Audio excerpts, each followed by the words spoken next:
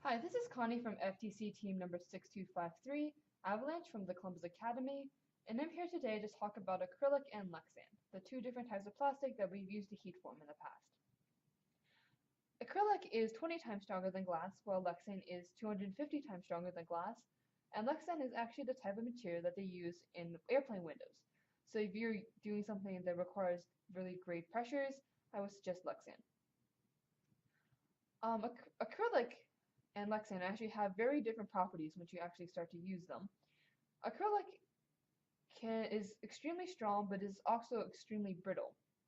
If you attempt to use any sort of moving saw on them, such as a bandsaw or a sawzall, the plastic will end up cracking and splintering and probably fly into your face. However, it is also fairly easy to snap if you have some simple shapes such as a square or a long straight edge. You can use the acrylic cutter or any sort of plastic cutter and simply score along the path that you wanted to crack on and then break it off.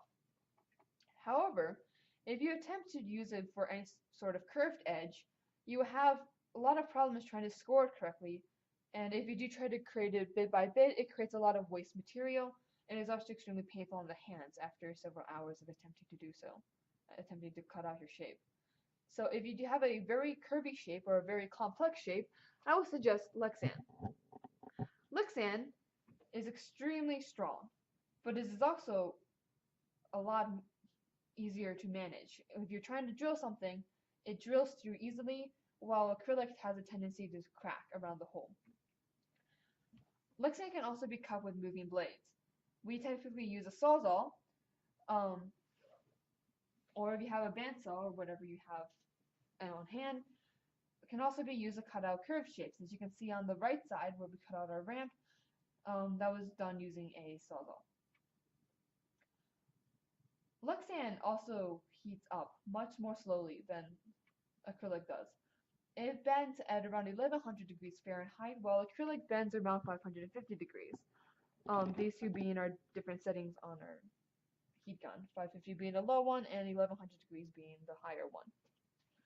Lexan also has a tendency to bubble when it's heated too quickly. Bubbles tend to form. Although they are ugly, they don't actually affect the structure too much, so unless you want it to remain transparent, I would suggest you heat it up slowly at first and then build your way up to 1100 degrees Fahrenheit.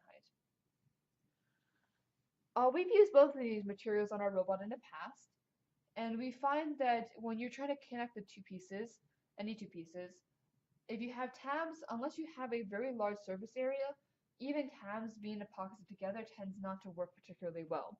When we attempted to epoxy two pieces together, we ended up breaking the epoxy about a week later after applying even the slightest bit of pressure onto the joints.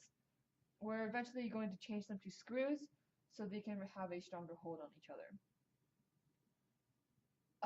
Acrylic is cheaper than Lexan is.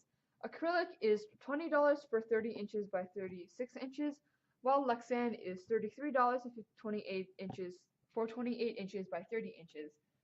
Keep in mind this is only where we live, so it might be higher or lower depending on your area. We bought both of our pieces at Lowe's, but I bet they can be found at most home improvement stores.